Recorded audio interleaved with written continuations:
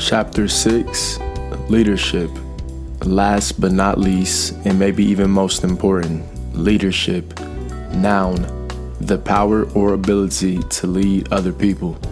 Lead, verb, to serve as a channel for, a pipe leads water to the house, to direct the operations, activity, or performance of, to be first in or among. Some of us are natural-born leaders, while others have to relearn how to lead. I say relearn because I strongly believe that we are all natural-born leaders. Think about it. Has it ever felt good to be told what to do? Most people only listen to anyone because that person can do something for them. At least that's how it starts off. As a child, we listen to the person that feeds us, houses us, and takes care of us overall. If that person just so happens to be the person responsible for your birth, parents, then great. However, for some, it could be a grandma or a foster home that takes care of them. Oftentimes, we grow to resent that he, she, or organization that tells us what to do if what they believe is best for us does not align with what we believe. We've all said to someone, "You don't know what is best for me." An awakening. Some of us grew older and realized maybe that person that was taking care of us for 18 years knew a thing or two about life. Although circumstances can vary for each individual, I'd like to take you into my mind state at 18. I was happy to get out of my parents' house, go play college football, and start partying. So I decided to leave before my 18th birthday to start summer football workouts as a walk-on athlete. The first week of college was thrilling. I was finally free of being told what to do from my parents, and that was amazing within itself. A typical college kid. This isn't the time for me to go into the full backstory of my experiences as a college athlete. That time will come.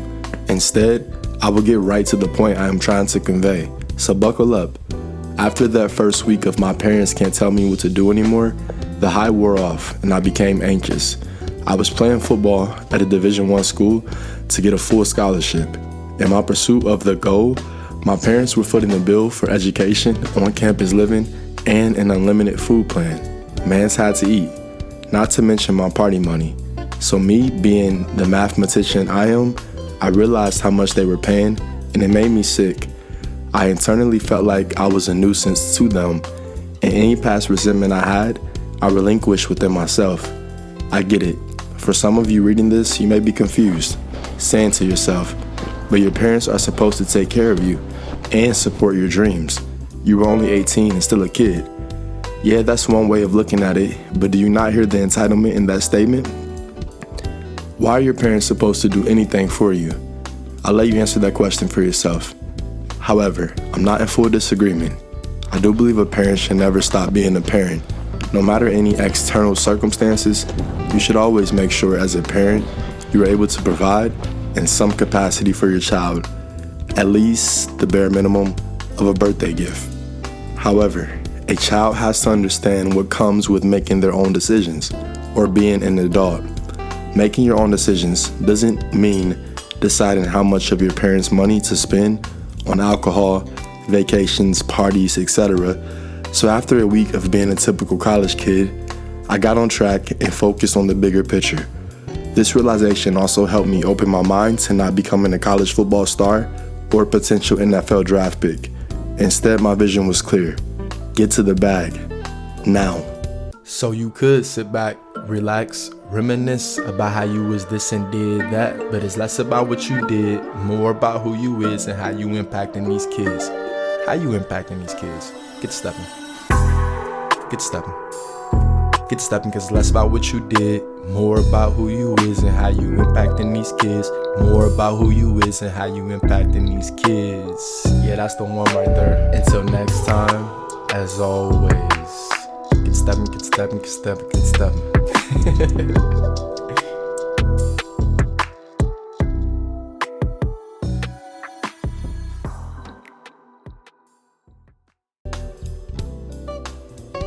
Why do you want to earn money?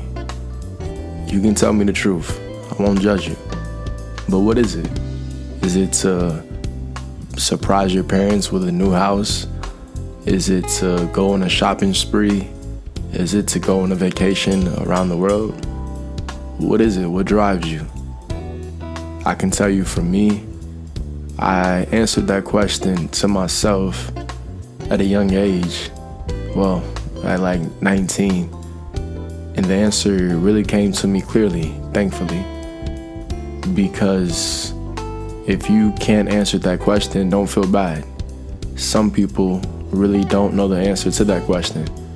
Maybe their answer will be, I just want to have more money so I can, have more security. Or maybe, have a peace of mind. Or maybe for some people, it's just to pay their bills every month. But I can tell you for myself, since 19 years old, my reasoning for wanting to earn lump sums of money to be wealthy was to have freedom to do whatever I wanted to do when I wanted to, and that included being able to live wherever I wanted to.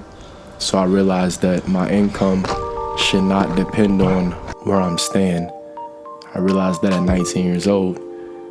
And I also wanted to earn money so I can impact the world on a broad scale. So one day back in 2018, when I was on break from my full-time job as a car detailer, I stumbled across this video by the Breakfast Club. They were interviewing this guy named Mark Whitten, and he was discussing about wholesaling real estate.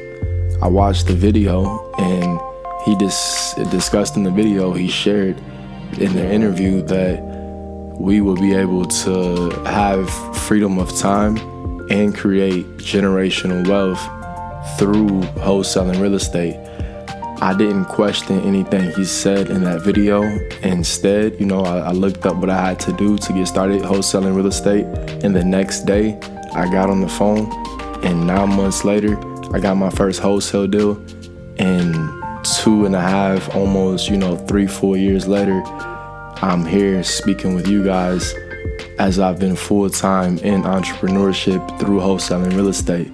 However, at this present moment, I was able to, due to my freedom of time that wholesaling real estate provided, I was able to discover a new hobby, and that was hiking. In this hiking, I've also discovered other new hobbies that wholesaling real estate has provided due to the income.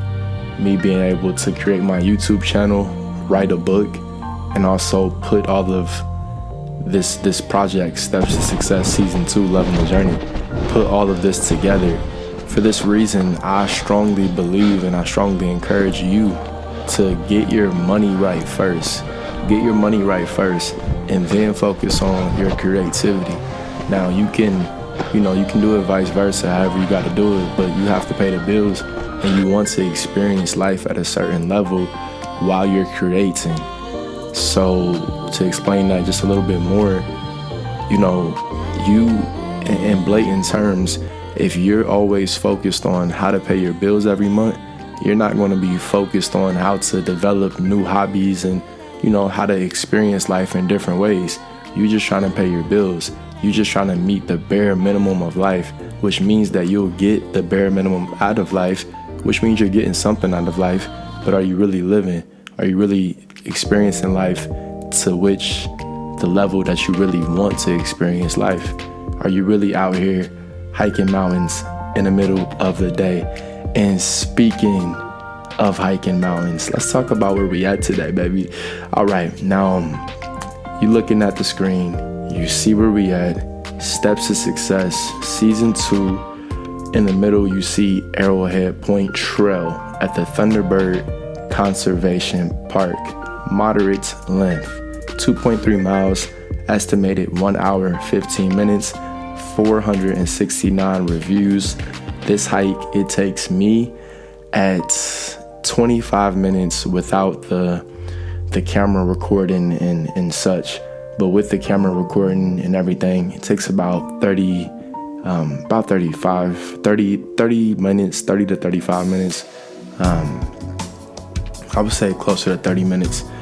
But that being said, me being able to hike this mountain and me being able to create Steps to Success Season 2, Loving the Journey, and me being able to find time or make time to focus on developing a brand, all of that came from me being able to focus on my foundation of wholesaling real estate and me being able to master my source of income, my process in my real life versus me trying to focus on social media and all that. I mean, you can play the cards either way, but this was my journey. So, you just listening to my journey right now. So let's go ahead and click in here. We got Arrowhead Point. So, Arrowhead Point Trail. Now they say this is heavily trafficked loop. They are right about that. With a lot of these mountains you guys see, is really about the timing of the day that even allowed me to be able to record these. So, you gotta have flexibility within your schedule. Length 2.3 miles, elevation 475 feet. Route type is a loop. And I like loops, but let's see. Route type loop, we went ahead, we clicked in. Now you guys are looking at the screen. And as you can see, we start off right up in there. All right, so right here is like the actual trail head where it starts off. That's the beginning back there, but you start right here to go up. So we are going up the mountain right now and at 1,726 feet. And you guys are looking at the bottom of the screen. You see that the grade here, right? So this ain't the most steep mountain that we've done, but this one, all these little zigzags up in there, those are called switchbacks. Those switchbacks really can do you in if you ain't got the wherewithal. You gotta really have some stamina to do those switchbacks. So it was cool. I can tell you, for me, it's a nice warm-up hike. It's something to keep you in shape. As you see at the top, we get 1,860 feet. Excuse me, I think this is the top right here. Yeah, that's actually this is the top. All right, yeah.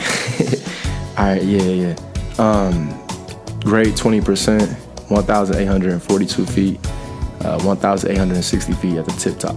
All right, and we go ahead and go down, and I keep this one. I kind of do a different route here. So we going down right here. 1.4 miles, 1,646 feet, going down, and then right here. So I actually cross the bridge right here. And then I cross the bridge and I make my little route. You see how I connect the dots? You see the blue? And I connect it and I go all the way back and I connect it and we meet there. And there you have it. So now let's see what the people talking about. We be in it for the people. All right, Leslie Thompson. Too easy, nice Sunday afternoon walk. Much easier than I'm used to, very crowded. Oh, she must be the truth, huh? She said much easier than she used to. Okay then. Natalie says it's fine. Vicky says very fun, challenging walk over a rocky trail. Pete Silva, the trail was good. Early in the morning, dusty in places, so I had the right shoes. All right, so you see how people be talking. Like, the good thing about all trails is that you can actually click sometimes and see what people's recordings are, so how fast that they do it, right? So she said it's just too easy, right? She had the emphasis on it, so she must really be out here. All right, let's see what she got. So she did this in 48 minutes. You see the moving time, and she burned 458 calories. 2.2 miles, and it shows her recordings of how she went. Now guys, all trails really gets intense, so if you really wanted to, you can really click in and see more information on her and like the stats that she just completed. So you can go to activities and you see different trails that she's completed. So yeah, All Trails is a legit app, but they don't sponsor these videos. But if you like them to sponsor these videos, then go ahead and hit that like and subscribe button, and go ahead and grow the brand so these other brands can try to get on the bandwagon. You know how we do it. Alright, so that is what we have for you guys today with the Arrowhead Point Trail. Let's go ahead and get out of here. I was having a conversation with my dad the other day, and by the end of the conversation, I experienced a mental breakthrough. See, I'm a black and white kind of person. If I want to do something, I do it.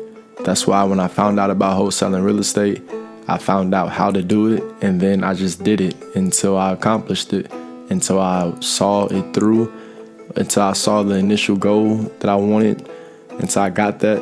Then, I could decide which way I wanted to go from there. But I made a decision that I wasn't going to stop until I get my first wholesale deal. So that being said, that's the kind of mindset that I have. It's simple to me. However, in the conversation, I was expressing to my dad how I've tried to show others about wholesaling real estate, and I've went, above and beyond with the effort that I've invested, the time that I invested into them learning the process. And for whatever reason, they just stop doing it. Either they'll stop or they just won't start. So it's like, for me, of course, it's like, it's a challenge, because it's like, I really invested time and energy into you. And, for the person who can just stop, it's nothing to them. It's just another thing that they can start and stop in their life. But for me, it's my real life. So, I've now taken a huge break from showing anybody about wholesaling real estate, especially in my personal life, because it does take a strain on relationships. Give an example. So I have a friend who we went to high school together. Long story short, we reconnected over wholesaling real estate. He decided to stop wholesaling real estate, and I completely understood and I even respected the way that he went about it, which was to actually, tell me, even though before he told me, I kind of felt that he wasn't, keeping up with it the same way that he was in the beginning. That being said, once he stopped, I just, the kind of person I am, it's just naturally, I looked at him differently from the standpoint of like, okay, now, you stop something, you don't see it all the way through. When you start something, you don't see it all the way through, you stop. And, that energy for me is, it's not something that I all the way align with. But the guy, cool guy, we've been cool for a minute.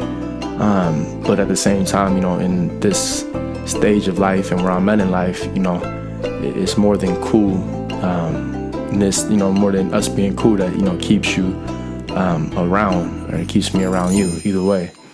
That being said, though, through the conversation with my pops, he expressed to me that, everybody isn't like you. What you are able to do with your business, that's a gift. That's your gift.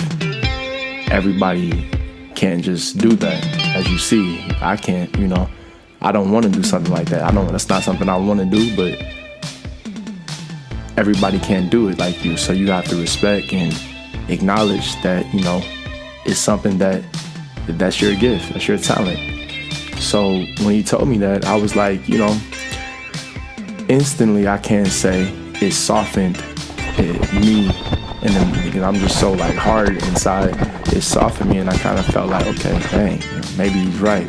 But then on the flip side, my instant reaction was to soften. But on the flip side, I was like, man, when I started off, I wasn't great, but I persisted. It took me 9 months to get my first wholesale deal. I was working a full-time job during those 9 months, and the rest is history. But that being said, I persisted that process until I got what I wanted, and that's how I'm where I'm at today. So if you persist through anything, I felt like you can accomplish it. Especially you're just on the phone asking people if they want to sell their house or not. However, I felt like I may have been, giving myself a little less credit than what's really owed, from the standpoint of being able to persist through this specific process. So after the conversation, I actually felt lighter, and I realized that, man, that's some real stuff, you know. It resonated, the conversation resonated as time went by. I just got to thinking about more things, and I was like, man, that's real. So as I was letting this resonate, simultaneously I was reading a book, and this book is amazing. For anybody looking to make a change or impact on the world, I recommend it highly to you. But the book is called The 5 Levels of Leadership, and this book, they speak about the 5 levels of leadership, and I'm gonna give you a brief rundown. But the 5 levels are, the first one is position, right? So you're a positional leader, meaning that you're a leader because somebody assigns you a position. So think about a supervisor. So that's a supervisor who's, they're a manager at a store or whatever it may be, or even a principal or a teacher. Those are positional leaders. Without that position title, they would not be a leader. This is what that means. So number 2, you have permission. So people lead by permission, meaning that even if you take that title away, people respect you as a leader. That's number 2, permission. Number 3 is production. So that means that due to your results, right? You produce a lot of results. People look at those results and they respect you more as a leader. They see that, not only are you able to lead by permission, which means that you're able to make strong relationships, but those relationships even strengthen as they see that you make results, right? So as they see that you make results, then what happens is people start to believe in you. So when people believe in you, you are able to lead at number 4. And number 4 is you're able to build a team, right? So you're the leader of a team. You're able to position a team, get a team of people together, and you're able to lead them to victory. This is where you have companies and, those kind of things. However, one thing I should note is that as you rise up the scale, you never leave the other level behind, which means that when you're at level 4, you're at level 3, 2, and 1 with that person.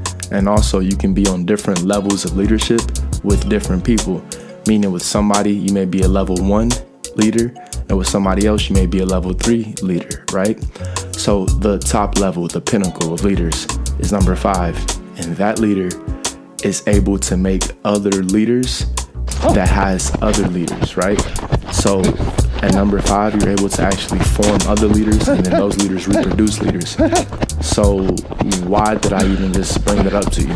Well, one reason, and I don't know about you, but I never realized that leadership, the subject of leadership, was that in depth. Like, I thought leadership was, it was basic, but in my book, I go over leadership in a very through my lens, through my perspective, and you guys are definitely going to enjoy it. But I can say in this book, The 5 Levels of Leadership, the author really helped me understand what it meant to be a leader. So for me, just starting things off, the first thing he did was help me realize, the author helped me realize that I was on level 3 for the most part. As a leader, I was a level 3 leader, and the reasoning that I gave myself is because that I focus my attention more on the results, right? So that means that for the relationship side of things, for the most part throughout my journey of success thus far, I really have not given much attention to the relationship side of leadership. And the author actually says he wished he would have given more attention kinda to the relationship side. However, here's the thing. Here's the caveat, if you will. If you are focusing your attention on the relationship side, there's kind of 2 different kinds of people, right?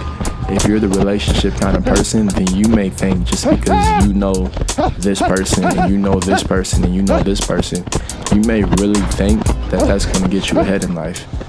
Like, you may honestly think that, but that's not necessarily the case, because these relationships can be fruitful, but what seeds are you planting, right, and watering to actually bear a fruitful harvest? So a person like me, I'm focused on the results, right? Like, all right, I got to do this, so I make sure I do the action to get the results that I want. on this journey of success that I've been on, I haven't given the attention to forming relationships because I've been so focused on the results. However, in order for me to get to level 4, I have to put those two together. And level 4 is forming a team, right? Because here's the thing. At level 2, what you're doing, you're getting people to buy into you. And the reason you're getting people to buy into you is because you buy into them. What separates a level 2 leader from a level 1 leader who just leads by position, a level 1 leader, for example, let's say a level 1 leader who's a manager at JD Byrider. Let's say that they have an employee, let's say a manager at a used car dealership, right? They have an employee who needs to get off of work on time, right? The employee gets off at 5:30 p.m. That employee, has, let's say, another client or another customer to work with at 5:20. So looking at the clock, the employee knows that he won't finish that client or customer until 6 p.m. He tells the manager, hey, I really have to get out of here on time. There's another customer coming in. I won't be able to finish them. Is there any way you can help or something like that, right? This manager says, no, go finish your person, finish that client, and then you leave. That's a level 1 manager. They lead by position. The only reason that they can give that person, that employee, directions is because that they're the manager. You strap away that position title, the manager title, they will never be able to give them direction. Now take a number 2 leader, right? A number 2 leader will say, oh, you got to get out of here at 5:30? I tell you what, how about you go and work with them? Get the beginning, it's 5:20 right now. Okay, next 10 minutes, you work with them, and then, just come and knock at my door. Let me finish up some stuff, and then I'll take it from there, just to make sure you get out on time, all right? That's a level 2 leader. That level 2 leader now shows interest in the person. So now they're leading by example, by actually getting in the mud with them. So that means that their employees want to buy into their vision, right? Now the level 3 leader goes and take that client, and he closes the deal with that client and gives his, person a slice of the pie. That's a level 3 leader, right? So this being said, me at this current moment, right? I've been a level 3 leader just from the aspect of focusing on results. But at the same time, because at first I was thinking okay, am I a level 1 leader? Because I haven't really put level 2 and 3 together yet. But I do feel that I'm a level 3 leader because when it comes to relationships, the best form of really, being able to teach somebody is being able to show them what you've done. And I feel like through my brand and also through my personal life, when I form real relationships with people, they see me for everything that I am, the same way I see them for everything that they are. And that being said, I feel like that gets me to level 3. And me being in my lifetime, I look to achieve a level of greatness, a level of leadership as a level 5 leader, right? And what this means as a level 5 leader, you have to dissect, right? Because at level 4, you have to start looking for a team. And when you're building your team, you have to figure out the best quality in individuals, even if they may not see it in themselves, right? And this is what my dad helped me understand in this conversation. When he explained to me that, my gift was getting the property, being on the phone, and my process, being able to do this process is a gift. When he explained that to me and I listened in the book and I put those two together, and it made me realize that, as a level 5 leader, you have to find people who, they can contribute to your vision, right? But you can't just look at them and say, hey, come over here and contribute to my vision. Otherwise, their heart, right? Their heart won't be in it. It'll just be another paycheck. Their heart won't be in it because it's not something that they want to do, right? So that being said, in order for them to buy into your vision the way you really want them to buy in, you have to buy into them, which means that you need to find people whose journey of success aligns with the need that you have to fill within your team or organization. So take me, for example. I plan to have a full-time video editor on my team. meaning that I will have to find somebody whose life passion, whose journey of success is video editing. So they would be somebody, a videographer, right? So this videographer, they would be on their journey of success, and through the brand Steps to Success, they're living, they're stepping on their journey, versus having somebody who's, calling, making 1,000 calls, and that's not really what fulfills them. So I couldn't look at that person differently I couldn't really look at that person differently if that's not what their real calling is. Though for somebody like me, I realized that in order for me to impact the world, right? That's one of the reasons why I want to earn money, is to impact the world in a positive way. In order for me to do that, I had to go through wholesaling real estate, and I still experience wholesaling real estate, and me being able to basically invest my money from wholesaling real estate into my brand. That way my brand will be able to invest back into my real estate business overall. So I have the vision very clearly mapped out. That being said, I now am at a stage where, as I'm forming Steps to Success team, I'm looking for individuals on their journey of success that are aligned with the need that I have to fill within the team of Steps to Success. And it's also the same with my real estate business.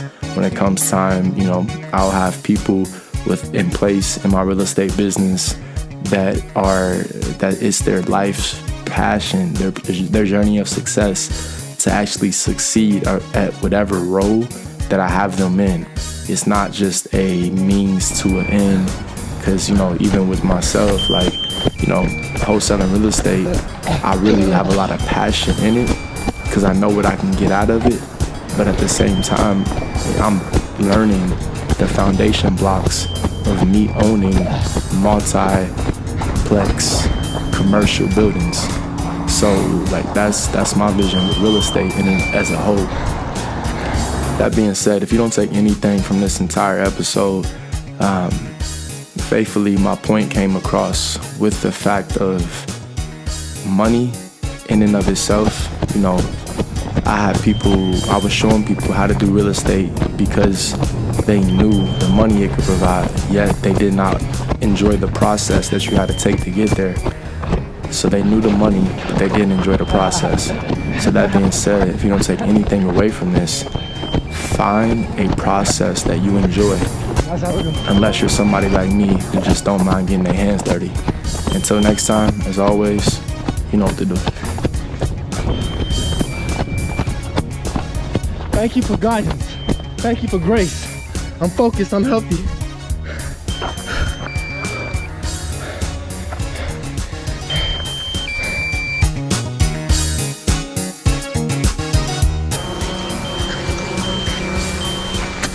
Until next time, as always, you know what to do.